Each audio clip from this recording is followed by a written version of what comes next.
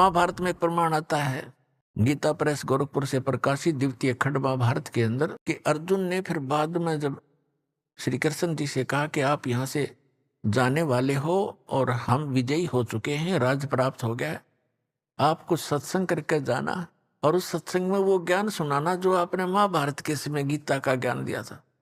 श्री कृष्ण जी कहते हैं कि अर्जुन, तुम बड़ा श्रद्धाहीन है, बड़ा बुद्धिहीन है, तूने उस ज्ञान को याद क्यों नहीं रखा। अर्जुन कहता, मैं भूल गया उस ज्ञान को।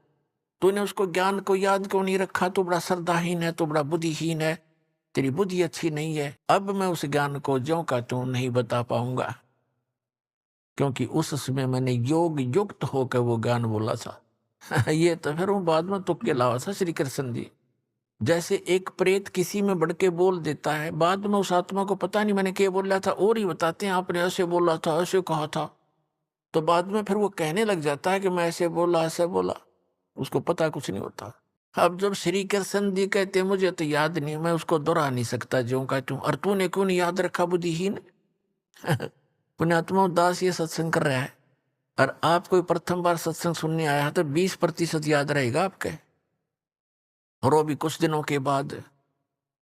और मुझसे कभी सुन लेना, तभी सुना दूंगा यदि मैंने अपने होश हवास में बोल रखा है। और जब ये कहना कि मैं योग युक्त होकर ये बोला था ज्ञान, जब तक युद्ध का आमने सामने सैनिक खड़े वही कलेजा हिलजा आदमी का, वहां योग युक्त हो गए, पीस ऑफ माइंड था, तब योग युक्त होने में क्या बिजली गिरे थी उसके। तो नहीं, श्री कृष्ण जी ने वो ज्ञान नहीं बोला था। तो इस प्रकार ये काल ऐसे कर्म करता है। तो जब श्री कृष्ण जी के पास वो पहुंचे पांडव, तब श्री कृष्ण जी थे, वो काल नहीं था उसमें। तब श्री कृष्ण जी ने कहा कि तुमने जो महाभारत के युद्ध में बंधुघात किया है, भाई मारे, चाचे ताऊ मार दिए, गुरुजी मार दिए द्रोणाचार्य जैसे, और करोड़ों बहन विधवा होगी, वो पाप दुखी कर रहा है युधिष्ठिर को, क्योंकि जो राजपद पर बैठा उसको प्रथम लपेटेगा। तो फिर पांडवों ने कहा कि भगवान इसका कोई समाधान भी बताओ, आपत्ति तो आ गई है।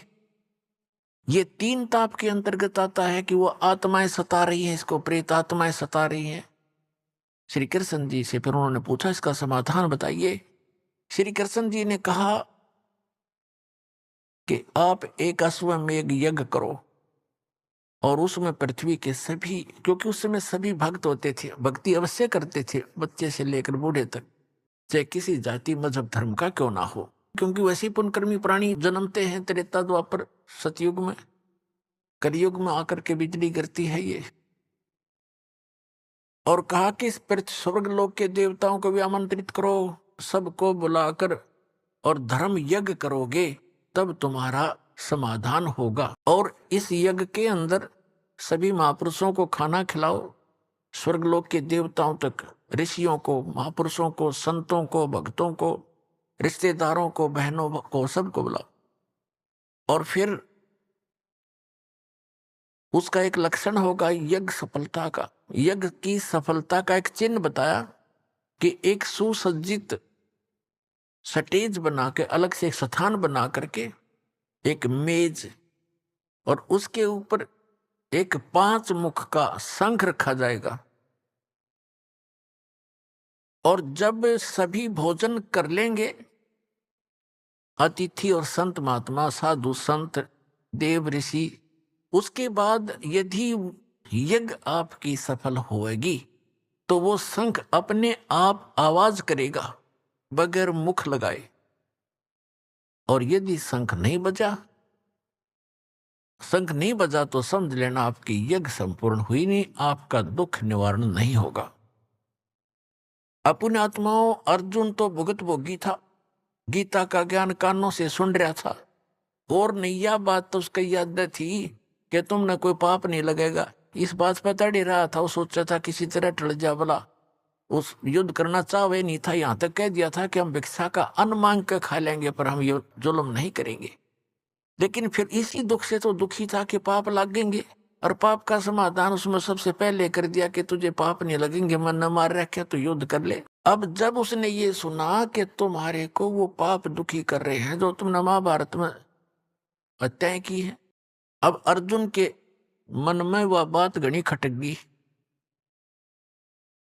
लेकिन उसको अंदर ही समा गया, अंदर ही वो घूंट पी गया अपने, कि यदि मैं आज चर्चा कर दूंगा भगवान श्री कृष्ण से कि आप जी जब गीता ज्ञान सुना रहे थे तब तो ये कह रहे थे, अब ये पाप कहां से आ गया हमारे ऊपर।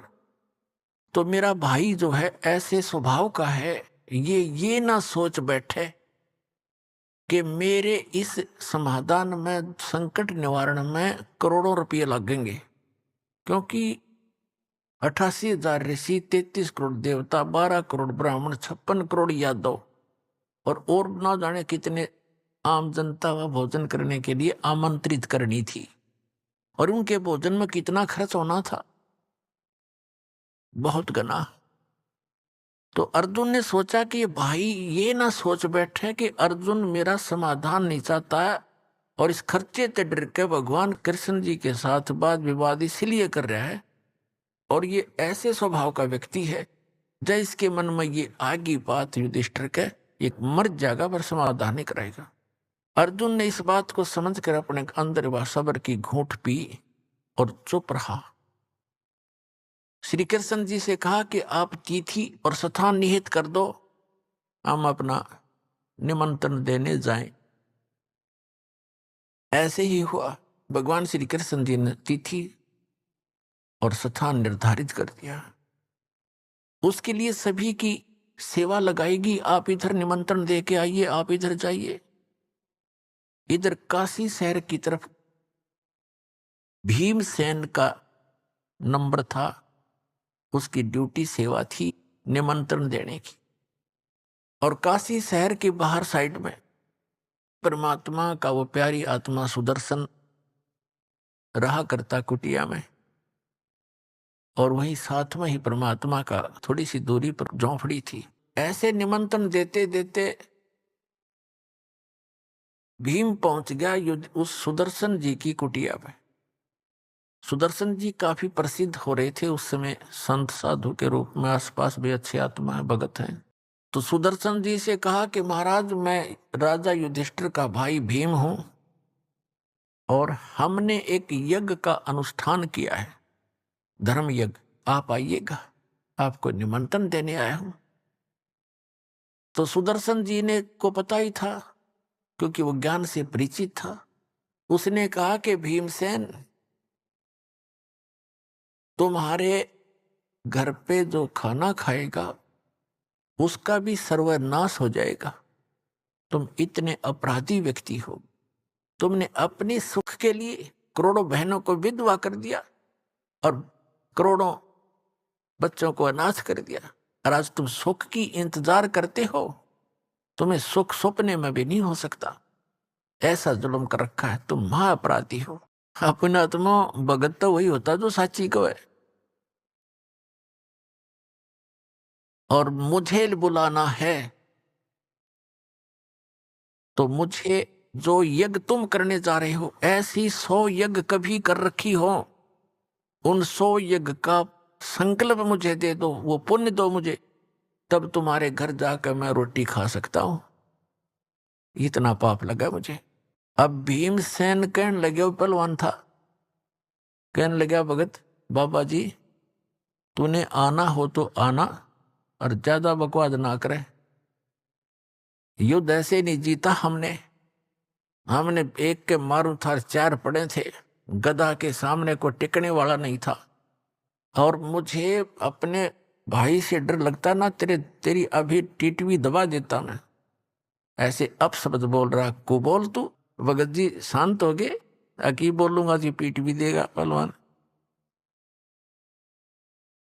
सुदर्शन जी चुप हो गए, नीचे गर्दन कर ली, भाई भी राजा है, राजा है, कह के कर देगा। कहनी थी वह कह दी, ना ये ना आना होता कि तेरे बिना यज्ञ पूर्ण नहीं होगी। हमारे साथ भगवान श्री कृष्ण भी तो हैं, वो श्री कृष्ण जी ने सोपरी मान रहे थे। अब यज्ञ का निश्चित समय आ गया और सभी 33 करोड़ देवता, 88,000 ऋषि, 12 करोड़ ब्राह्मण, 56 करोड़ यादव श्री कृष्ण जी के वंशज द्वारका से चलकर आगे, और ना जाने कितने भक्त, आसपास के जनसाधारण आगे, भोजन भंडारा शुरू हो गया। सबने भोजन खा लिया और शंख टस से मस नहीं हुआ। युधिष्ठिर जी ने कहा कि भगवान अब क्या रहा, होगी हमारी यज्ञ पूर्ण के नहीं? यह शंख तो बजा ही नहीं, शंख के बजे बिना यज्ञ संपूर्ण नहीं हो सकती। तब उसने कहा कि भगवान आपने भी भोजन खा लिया और ये 33 करोड़ देवता, 88,000 ऋषि, 12 करोड़ ब्राह्मण, चारों वेदों के कंठ याद करने वाले, इन्होंने भोजन खा लिया और फिर भी शंख नहीं बजा। भगवान हमारे पाप ज्यादा है, किसी का दोष नहीं, हमने बहुत जुल्म कर रखा है, सचमुच ये शीघ्र से खत्म होने वाले नहीं है। तो उधर से क्या हुआ, श्री कृष्ण जी ने कहा कि युधिष्ठिर इस शंख को बजाने वाला नहीं आया। युधिष्ठिर जी ने पूछा भगवान ऐसे ऐसे महापुरुष यहाँ बैठे हैं, स्वर्ग लोग के देवता भी आगे हैं और आप जी ने भोजन कर लिया, अब कौन है ऐसा महापुरुष आपसे बढ़कर?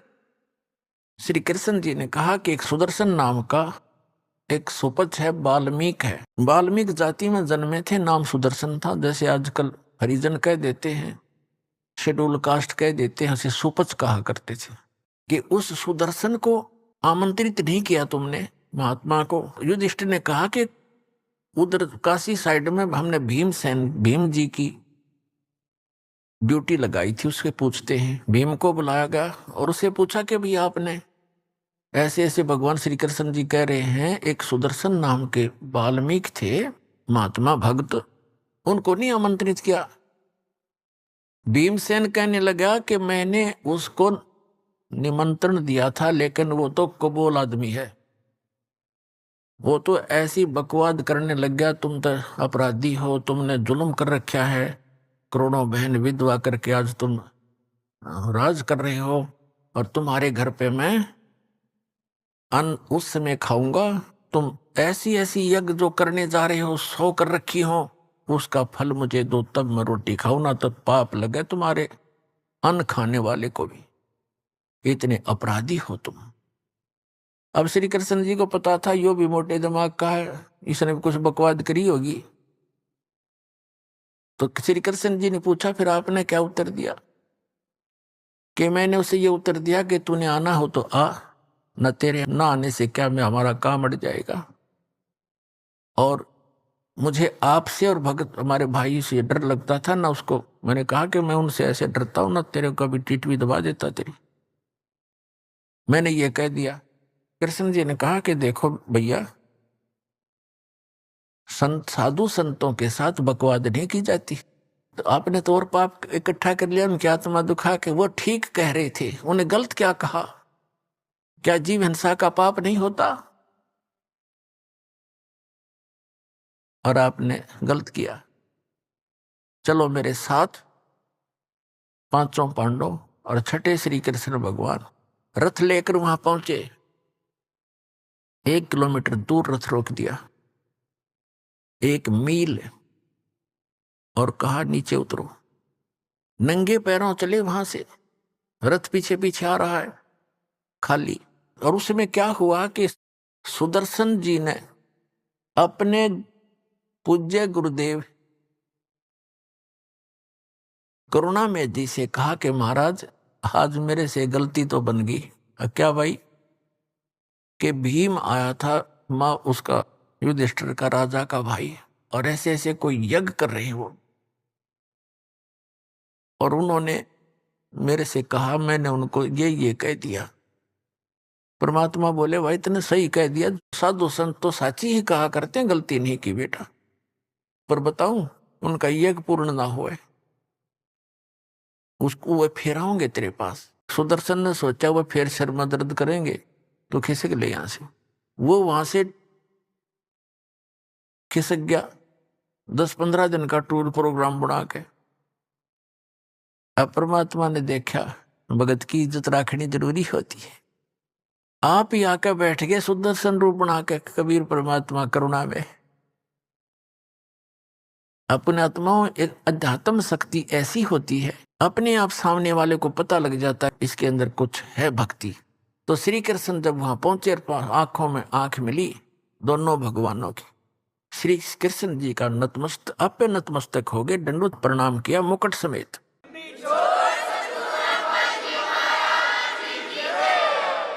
अब श्री कृष्ण जी ने प्रणाम किया एक झोंपड़ी मास्टर के आगे, तो उनकी क्या औकात थी, पांचों पांडवों ने भी दंडवत प्रणाम किया, उनको नरम करना था। तो परमात्मा ने कहा सुदर्शन रूप में के हे द्वारकाधीश और हे इंद्रप्रस्थ के बादशाह, आप इस दास के सामने मुझे लज्जित ना करो, ऐसे ना करो, उठो महाराज, उठो महाराज।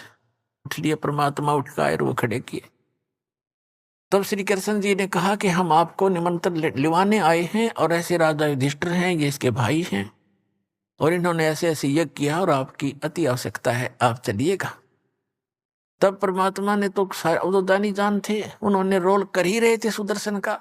कहा कि मैंने इस पहलवान से कहा था मेरी वो शर्त पूरी करो, 100 अश्वमेध यज्ञ का फल मुझे दो, तब मैं चलूं।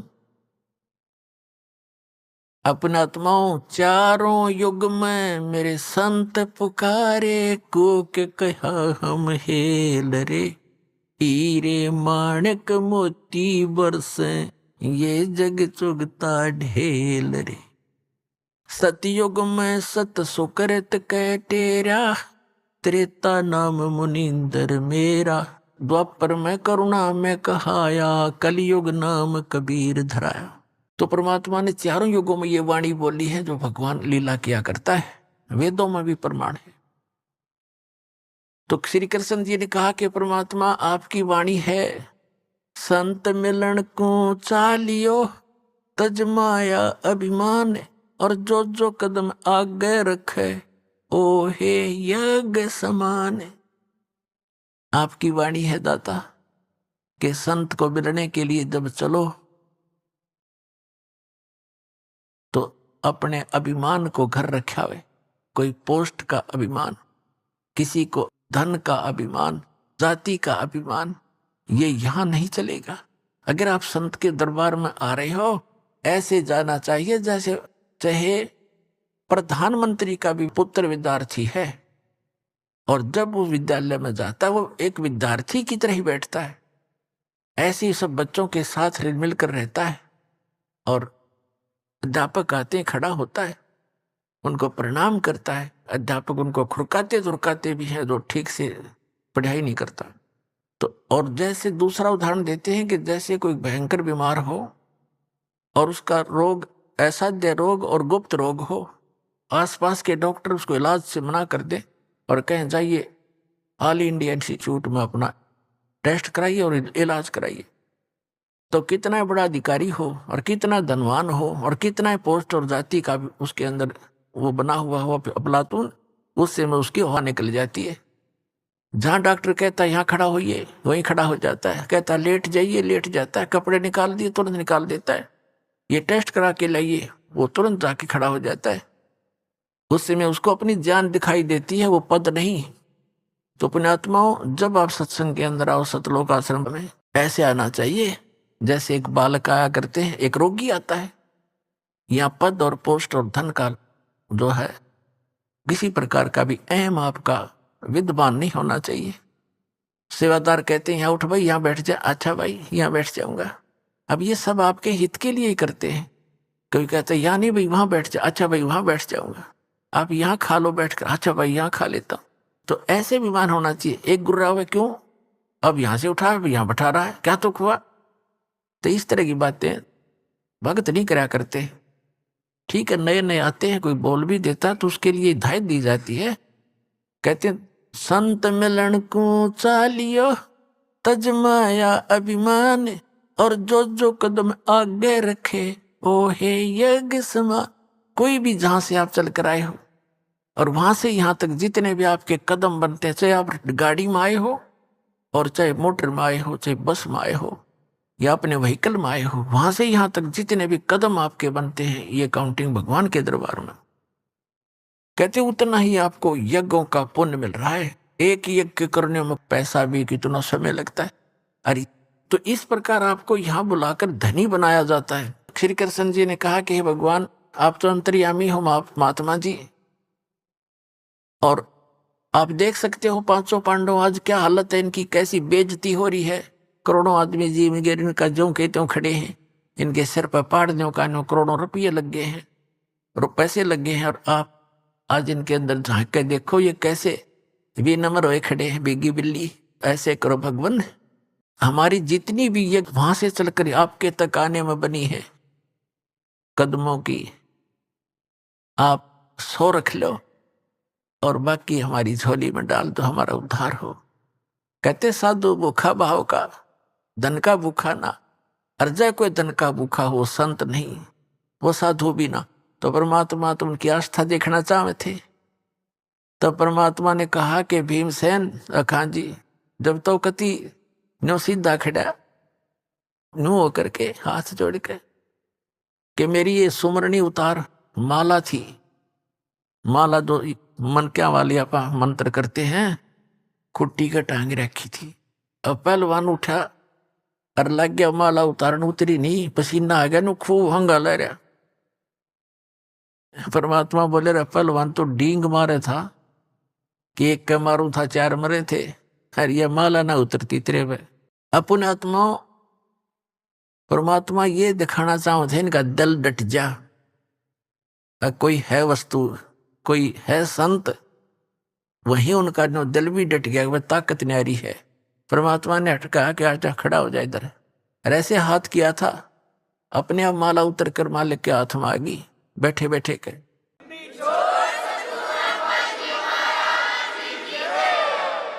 और फिर परमात्मा बोले भाई, मर्द गर्द में मिल गए वो रावण से रणधीर, कंस के सी चाणोर से वो हिरना कुश बलबीर। तेरी क्या बुनियाद है तू जीव जन्म धर लेत, गरीब दास हरि नाम बिना तुम्हारा खाली रह जा खेत। कहते इस ताकत की यहाँ नहीं चलती, या तो राम नाम का धन होना चाहिए, ये शक्ति के संग्रह होनी चाहिए, तो आपका आगे भविष्य सुधरेगा। तो परमात्मा ने कहा कि चलो। परमात्मा बैठाए रथ में, श्री कृष्ण रथवान बने और पांचों पांडव छठे और परमात्मा बैठा कर लाए। अब वाल्मीकि जाति के व्यक्ति कैसे रहते थे, आदिवासी की तरह, कपड़े मैले कुचेले से, दाढ़ी बढ़ी हुई, सिर की छोटे छोटे बाल पड़े और जूते टूटे हुए, धूल लगी हुई पैरों में, धोती सी बांध रखी, लपेट रखी, और यज्ञ के अंदर बैठे हुए मंडलेश्वर ऋषि, 9 मोटे मोटे पेटाले और गल में जनेऊर तिलक लगा रहा खेर, नो आसन न्यारे न्यारे ला रहा खेर, जच के बैठे सारे 33 करोड़ देवता, 88,000 ऋषि, 12 करोड़ ब्राह्मण, 4 तिलक लगा के। जब कबीर साहब प्रवेश हुए तो सभी देख रहे हैं, और वो क्या कह रहे हैं आपस में कि इनके पाप ही इतने हैं, अब शंख कैसे बजे, इन घोर पाप कर रखे। अरे जब इन पाप कर रखे हैं उसके समाधान के लिए तो संत साधु बुलाए जाते हैं। तुम्हारा टिंडे लेना आए थे जब तुम्हारे पास कुछ है ही नहीं था। जब परमात्मा प्रवेश हुए कबीर सुदर्शन रूप में और मुंह पर परने करके यू करेगा इनका यज्ञ, नो करे एक दूसरे ने। श्री कृष्ण जी ने कहा द्रौपदी बढ़िया भोजन बना दे, ये महापुरुष खाना खाओगा और प्रसन्न हो गया ना खाना खाने से, तो तुम्हारा शंख बजेगा। अब द्रौपदी ने तो नौकरों का भी सहयोग नहीं लिया, अपने हाथ से रोटी बनाई, क्योंकि फंस रहे हो तक कति बुरा हाल हो रहा, इतना धंधा लिया और बात न्यो की न्यो। अपने हाथों खाना बनाया, कचौड़ी, पकौड़ी, दही बड़े, जलेबी, हलवा, पूरी, खीर, सारा कुछ बना के नारी नारी कटोरिया में थाली में सजा के रख दी। परमात्मा सुदर्शन जी ये सुदर्शन रूप में बैठे थे तो मालिक। अब द्रौपदी ने न्यू सोचा था कि ऐसा बढ़िया भोजन बना दिया, यो घास फूस खाने वाला व्यक्ति जंगल में रहता है, आज खा के भोजन ने न्यारे न्यारे पकवान उंगली चाटता रह जाएगा, 100 जगह गुण गाओगा मेरे। अब भोजन खिला द्रौपदी ने।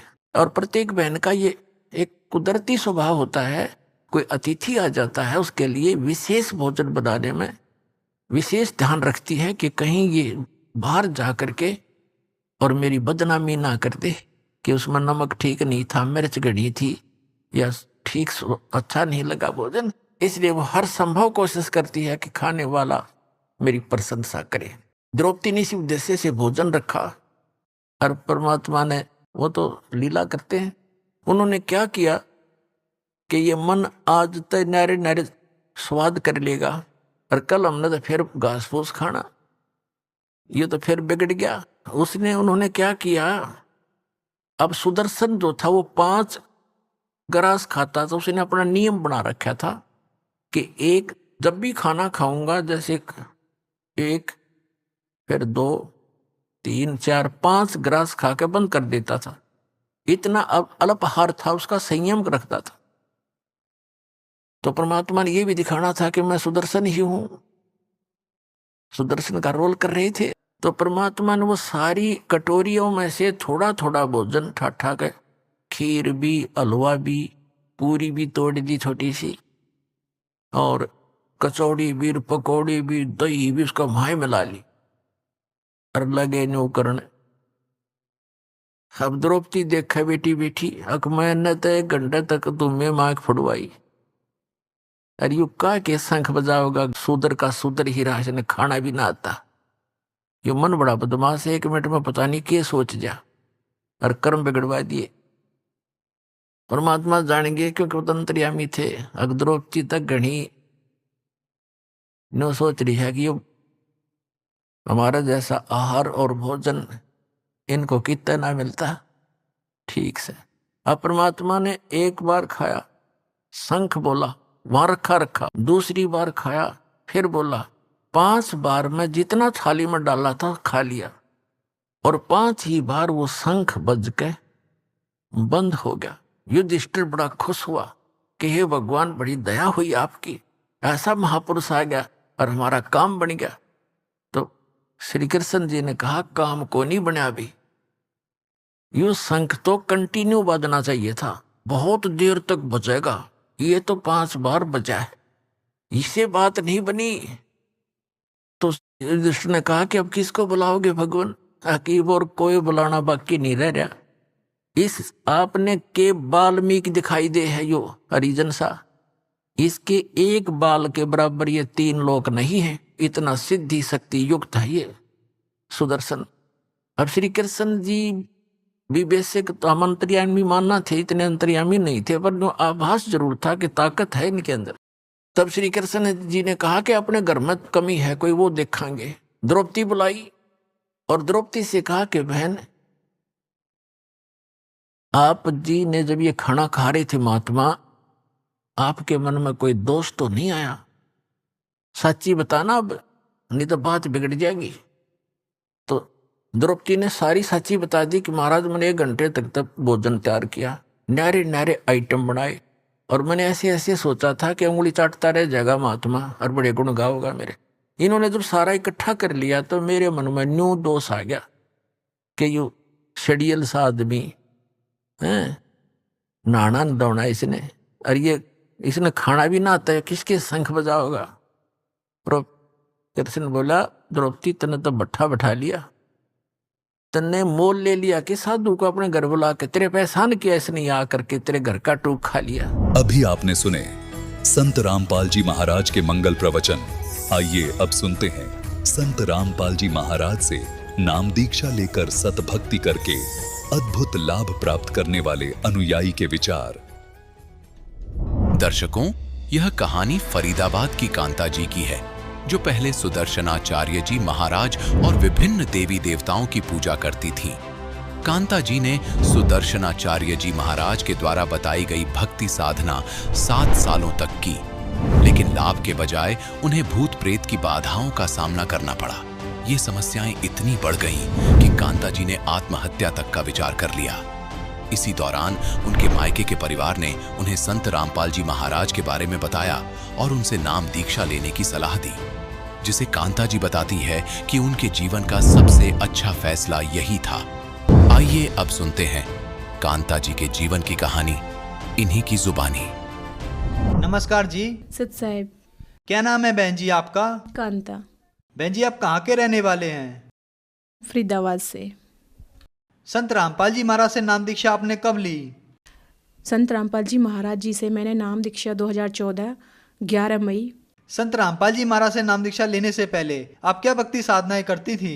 मैं फरीदाबाद में श्री सुदर्शनाचार्य जी महाराज जी से जुड़ी हुई थी और उनसे पहले मैं सभी देवी देवताओं की भक्ति करती थी, अन्य व्रत पूजा ये सब कुछ करती थी मैं वहाँ।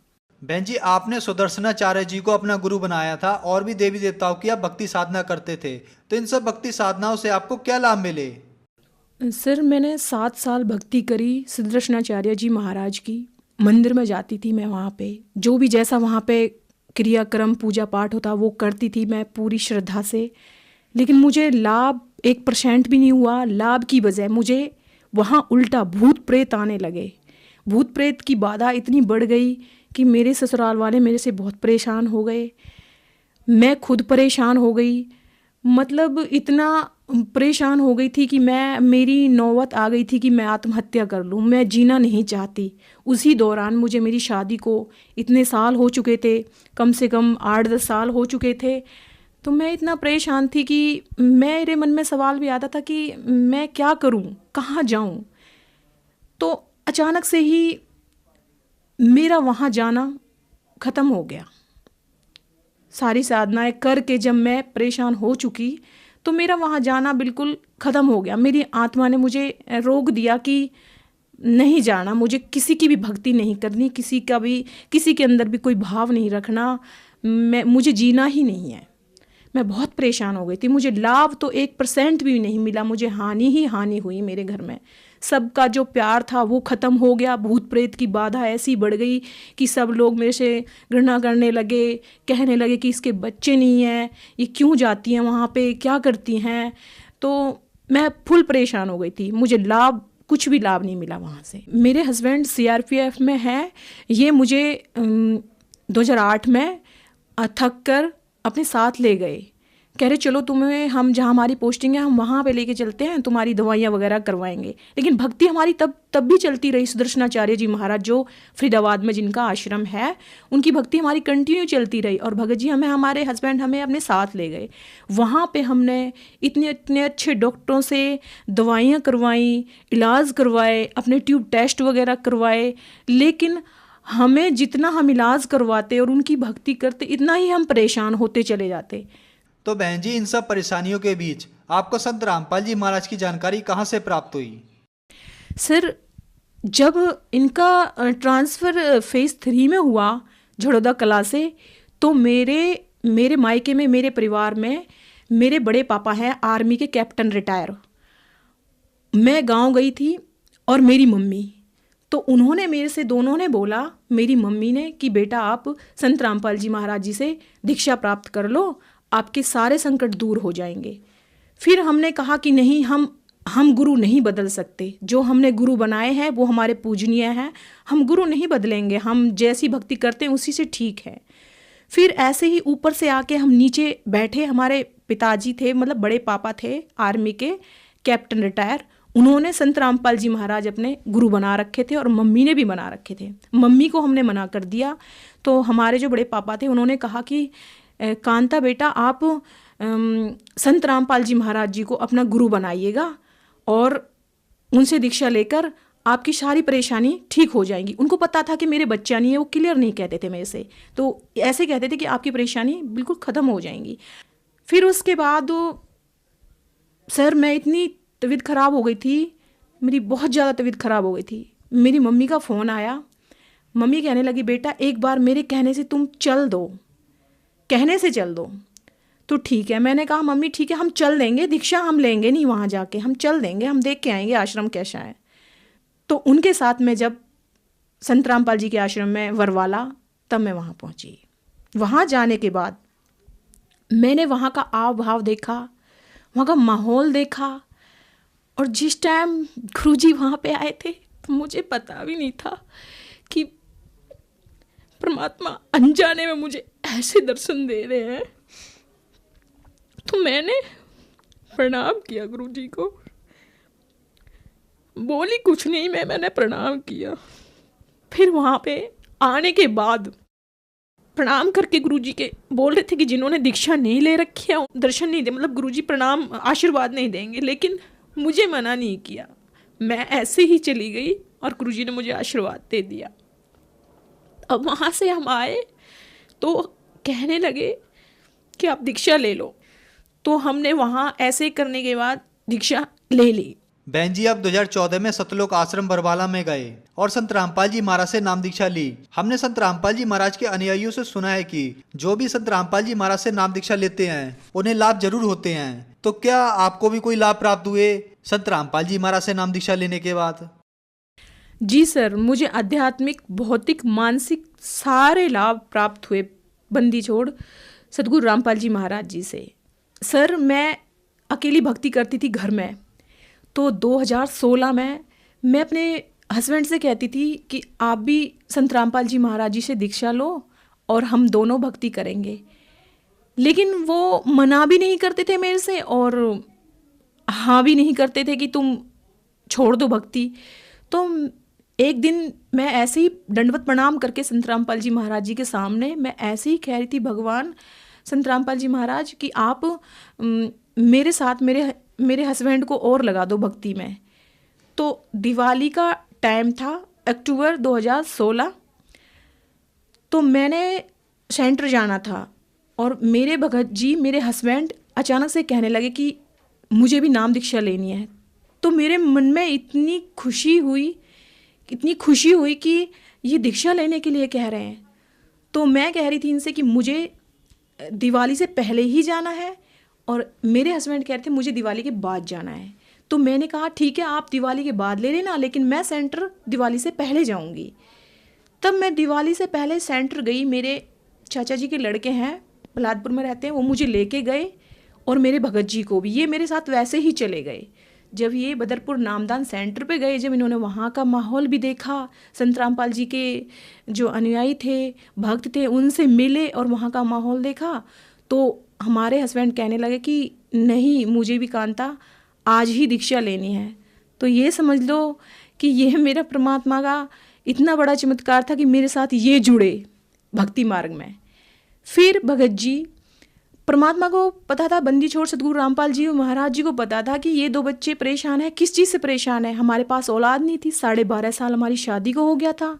हमने सारी जगह दवाइयाँ करवाई लेकिन हमें कोई आराम नहीं लगा। मैंने इतनी दवाइयाँ खाई कि मुझे शरीर में इतना साइड इफ़ेक्ट हो गया। जो मेरी ट्यूबें थी अंदर से वो दोनों ब्लॉक हो चुकी थी। मेरे पायल्स इतना बढ़ चुका था कि मैंने उसकी दवाइयाँ भी करवाई लेकिन मुझे उनसे बिल्कुल भी आराम नहीं लगा।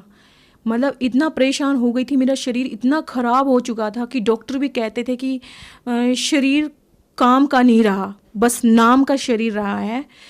तो जब संत रामपाल जी महाराज जी से दीक्षा ली, फिर भगत जी ने 2016 में दीक्षा ली, उसके 1 महीने बाद परमात्मा की ऐसी रज़ा हुई, मुझे 12.5 साल में परमात्मा ने खुशखबरी सुनाई कि आप माँ बनने वाली हो।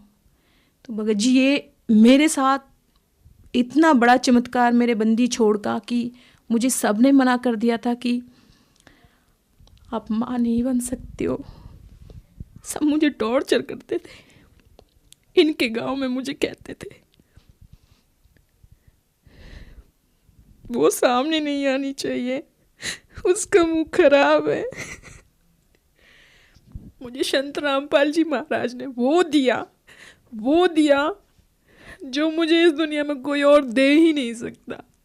संत रामपाल जी महाराज जी से दीक्षा लेने के बाद मेरा शरीर, मेरा मानसिक स्तर और मुझे ये औलाद दी परमात्मा ने, संत रामपाल जी महाराज ने, मेरे जीवन में इतना बड़ा सुख, और मेरे बंदी छोड़ सतगुरु रामपाल जी महाराज ने मुझे भक्ति का मार्ग बताया कि भक्ति क्या होती है, पूर्ण परमात्मा कौन होता है, संत कौन होता है, भक्ति कैसे करनी चाहिए, किसकी करनी चाहिए। ये सब मुझे संत रामपाल जी महाराज जी से नाम दीक्षा लेने के बाद पता चला। सर, संत रामपाल जी महाराज जी से दीक्षा लेने के बाद परमात्मा ने मुझे ये खुशी दी है, ये मेरा बच्चा है जो संत रामपाल जी महाराज जी से नाम दीक्षा लेने के बाद 12.5 साल बाद मुझे ये पुण्य आत्मा हुई है।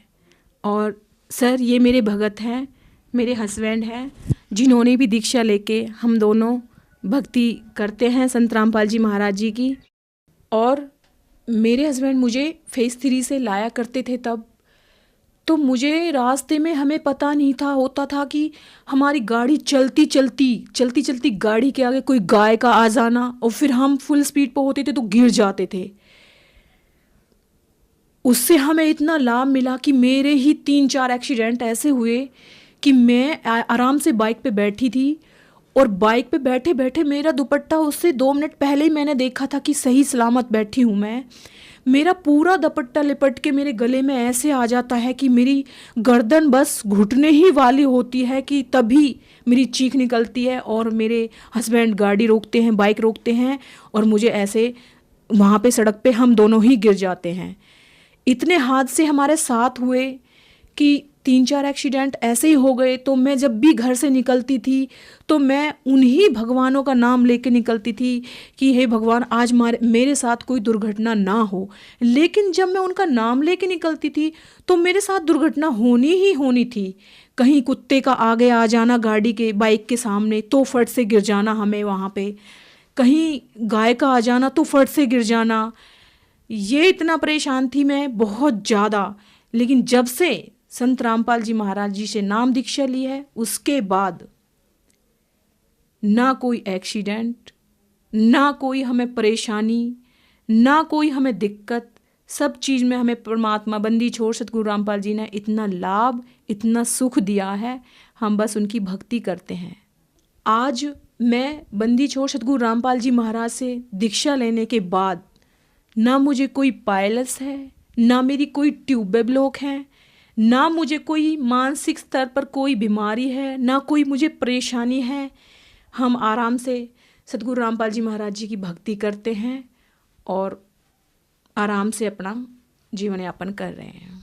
बहन जी, संत रामपाल जी महाराज से नाम दीक्षा लेने के बाद आपको हर तरह से सुख प्राप्त हुए, तो जो श्रद्धालु आपको देख रहे हैं आप उन्हें क्या संदेश देना चाहेंगी?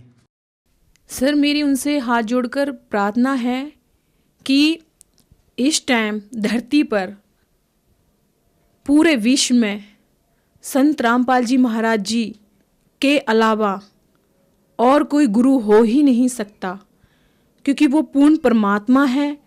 बंदी छोड़ सतगुरु रामपाल जी महाराज इस टाइम धरती पर आए हुए हैं, 600 साल बाद फिर परमात्मा इस धरती पर आए हुए हैं। आप उनसे आइए, उनकी पुस्तकें हैं, उनका ज्ञान है, उनका सत्संग है, इतनी तेज़ी से चल रहा है कि जो भी भक्तात्मा सत्संग सुनती हैं, नाम दीक्षा लेती हैं, पुस्तकें पढ़ के वो सत्संग से जुड़ती हैं, फिर सत्संग सुन के फिर वो दीक्षा लेने के लिए आती है। तो मेरा उनसे विनम्र निवेदन है कि संत रामपाल जी महाराज जी से आओ और अपना कल्याण करवाओ नाम दीक्षा लेके। बहन जी, संत रामपाल जी महाराज से नाम दीक्षा कैसे ले सकते हैं? सर, संत रामपाल जी महाराज जी से दीक्षा लेने के लिए चैनल पर पट्टी आती है, एक नीचे सत्संग चलाते हैं, उसके नीचे पट्टी आती है, उस पर संत रामपाल जी महाराज जी का सत्संग आता है। हम उन नंबरों पर फ़ोन करके और पता कर सकते हैं कि किस एरिया में सेंटर है, कोऑर्डिनेटर है, आपको पता चल जाएगा, वहाँ से हम नाम दीक्षा ले सकते हैं। धन्यवाद बहन जी।